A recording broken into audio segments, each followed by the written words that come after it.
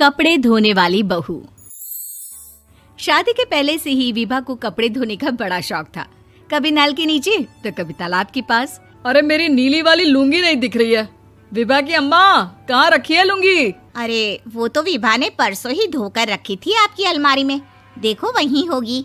वो ना मैंने आज धो दी, मुझे लगा कि गंदी हो गई होगी।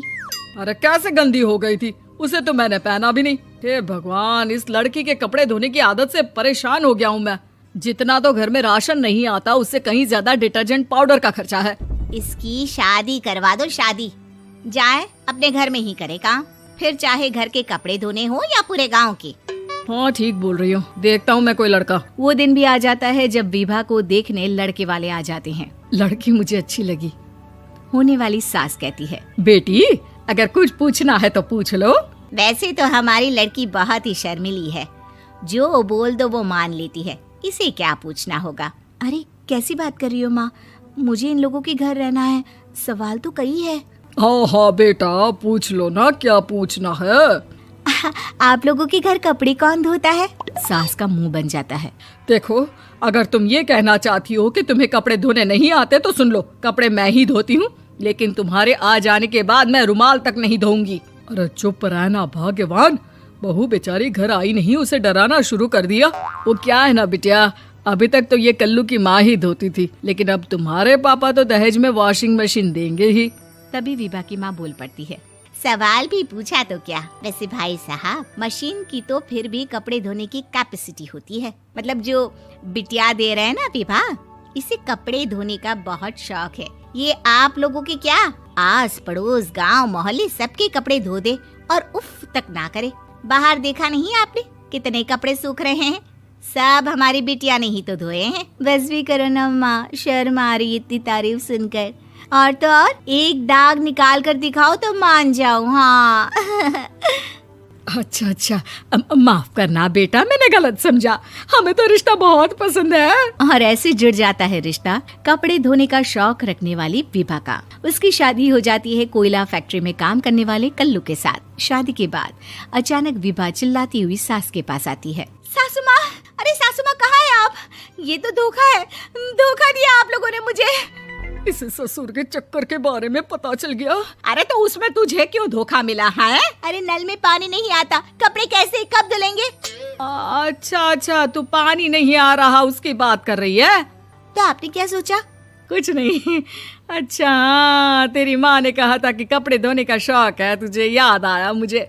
शौक बोलकर कपड़े धोने वाले मेरे जुनून को कम ना आके सासू माँ, कपड़ा धोना मेरा गुरूर है।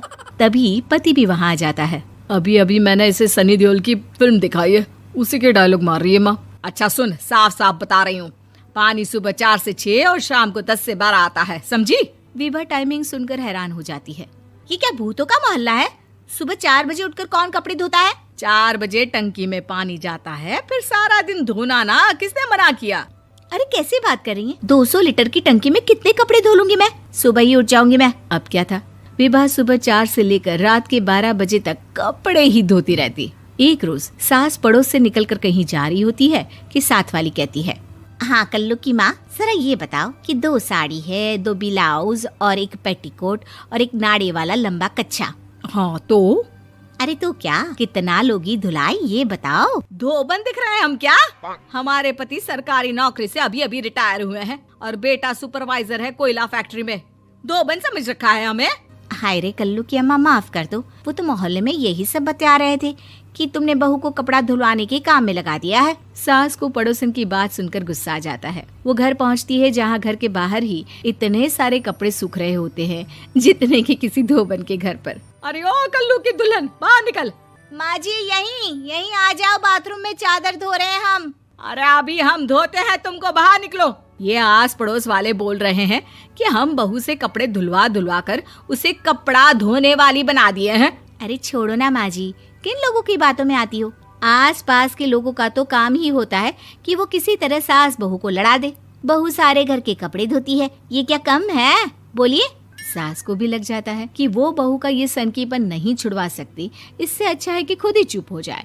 एक रोज सास और बहू मंदिर जाते हैं, जहाँ सास की साड़ी वहाँ खड़ी भीख मांगने वाली से मिलती है। माँ जी क्या बात है, आपकी साड़ी उस भिखारन से कितनी मिल रही है ना? हाँ हाँ, देखो तो दोनों की साड़ी मिल रही है। क्या बात है कल्लू की अम्मा, तुम खुद को तो अफसर की बीवी बताती हो और ऐसी सिंपल सी प्लेन साड़ी पहनकर घूमती हो। सिंपल और प्लेन नहीं है ये साड़ी। तो क्या सोने के धागे से फूल बने हैं?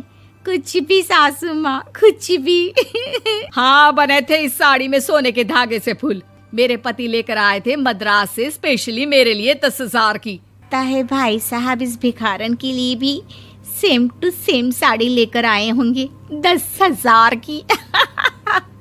सास उस वक्त कुछ नहीं कहती, लेकिन बहू के साथ घर आती है और अलमारी से एल्बम निकाल कर लाती है। ये साड़ी देख रही है, ये वही साड़ी है जिसे मैंने अभी पहना था।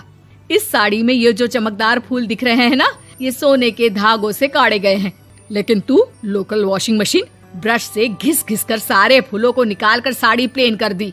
मुझे माफ कर दीजिए सासू माँ। और तो और, जब मैंने तुझे तेरी गलती के लिए कुछ नहीं कहा, लेकिन तूने तो सबके सामने मेरा मजाक ही बना दिया। क्यों? बहू को समझ में आ जाता है कि अब से उसका कपड़े धोना बंद।